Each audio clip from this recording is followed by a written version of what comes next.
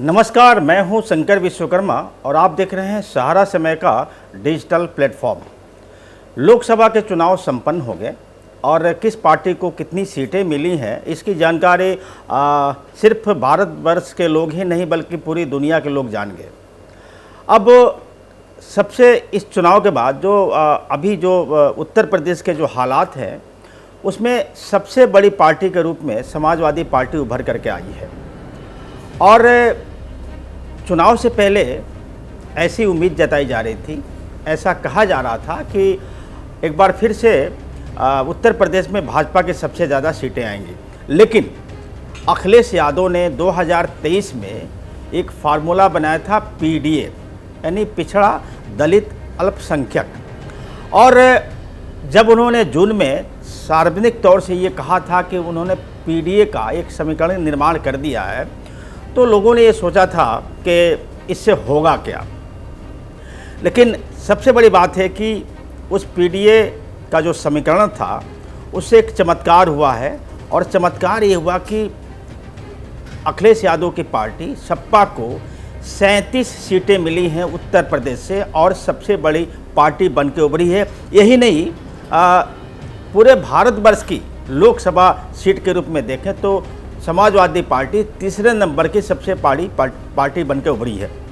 अब सवाल ये है कि ये जो 37 सीटें आई हैं समाजवादी पार्टी को, और पीडीए का जो समीकरण बना है, यह समीकरण या यह जो तस्वीर अभी उभर करके आई है, ऐसा लग रहा है कि उत्तर प्रदेश विधानसभा का जो चुनाव है 2027 का, उसकी एक तस्वीर उभर करके आई है। तस्वीर कैसे उभर करके आई है हम आपको बताएंगे आज विस्तार से। सबसे पहले हम आपको ये बता दें कि ये जो 37 सीटें आई हैं अखिलेश यादव की, ये आई क्यों हैं। दरअसल अखिलेश जैसे बिहार में राजद के ऊपर और उत्तर प्रदेश में समाजवादी पार्टी के ऊपर एक आरोप लगता रहा है कि इनका एक समीकरण है MY यानी मुस्लिम और यादव। अखिलेश यादव ने, हालांकि एक बात और बता दूं कि अखिलेश यादव की जब 2012 में हार हुई थी उत्तर प्रदेश विधानसभा चुनाव में, और 2017 में हार हुई थी, 2019 लोकसभा चुनाव में भी बहुत अच्छा प्रदर्शन नहीं रहा, तो उत्तर प्रदेश के राजनीतिक गलियारों में या जो बड़े बड़े मठाधीश हैं उनको लेकर के एक चर्चा शुरू हो गई थी कि अखिलेश यादव का जो राजनीतिक कैरियर है उसका जो ग्राफ है वो उत्तर प्रदेश में अब बढ़ नहीं पाएगा। लिहाजा अखिलेश यादव ने पीडीए पे काम करना शुरू किया, और कैसे उन्होंने सेंध लगाई है ये मैं आपको बताने की कोशिश कर रहा हूँ। दरअसल 2019 के लोकसभा चुनाव हो या फिर 2017 का हो विधानसभा, या फिर उसके पहले 2014 का, बीजेपी को ओबीसी गैर यादव ओबीसी के जो वोटर हैं, खास करके उन जातियों का नाम बता दूं मैं, कुर्मी, कुशवाहा, शाक्य या पटेल, निषाद, ये जो गैर ओबीसी जो वोटर्स थे वो एक मुश्त नहीं तो तकरीबन 80% वोटर बीजेपी के साथ चले गए थे। 2022 के विधानसभा चुनाव में भी कमोबेश ये जो वोटर थे वो बीजेपी के साथ चले गए थे। उधर गैर जाटो जो दलित वोटर था वो भी बीजेपी के साथ चला गया था, जिसकी वजह से बीजेपी की सीटें लोकसभा चुनाव में भी बढ़ी और विधानसभा चुनाव में भी बढ़ गई। अब इस बार अखिलेश यादव ने, आप समझिए कि ओबीसी के जो प्रत्याशी हैं वो तकरीबन उन्होंने, आप समझिए कि कुर्मी और पटेल जो ओबीसी बिरादरी की सबसे कहते हैं कि एक मजबूत बिरादरी है, मजबूत इस सेंस में कि उनकी वोटें उत्तर प्रदेश में काफ़ी ज़्यादा है।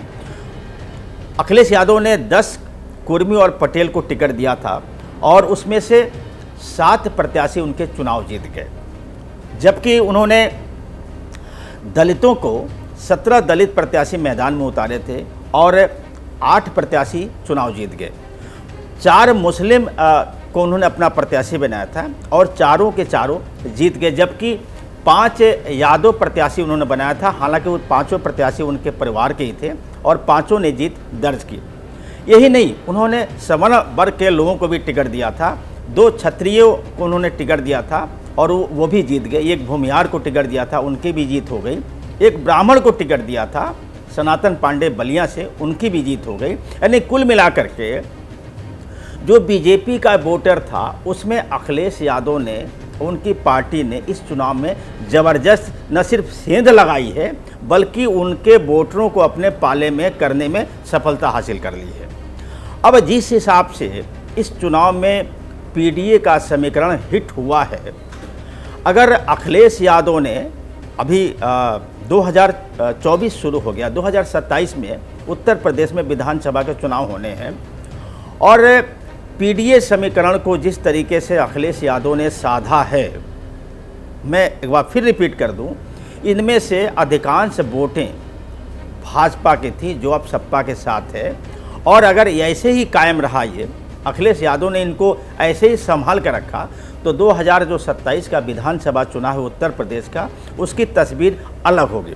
साथ ही साथ मैं आपको ये बता दूं कि कांग्रेस भी उनके साथ है और जिस तरीके से राहुल गांधी और अखिलेश ने एक प्रभाव छोड़ा है, हालांकि उनका प्रभाव तो पूरे देश भर में पड़ा है, लेकिन ख़ास करके उत्तर प्रदेश जो भारत का सबसे बड़ा राज्य है, सबसे बड़ा सूबा है, और आप देखिए कि सिर्फ उत्तर प्रदेश की वजह से आज बीजेपी की मुश्किलें केंद्र में बढ़ गई हैं। सिर्फ उत्तर प्रदेश ऐसा राज्य है जिसकी वजह से आज बीजेपी की स्थिति ये हो गई है कि केंद्र में उनको गठबंधन की सरकार बनानी पड़ रही है। बहरहाल, तो अपने इस वीडियो के जरिए हम यही आज बताने की कोशिश कर रहे हैं कि अगर ये पीडीए का समीकरण ऐसे ही बना रहा और अखिलेश यादव ने अगले 2.5 पौने 3 साल तक इसको ऐसे साध लिया तो बड़ी आसानी से कहा जा सकता है कि 2027 के विधानसभा चुनाव में बीजेपी के सामने मुश्किलें बहुत ज़्यादा बढ़ जाएंगी।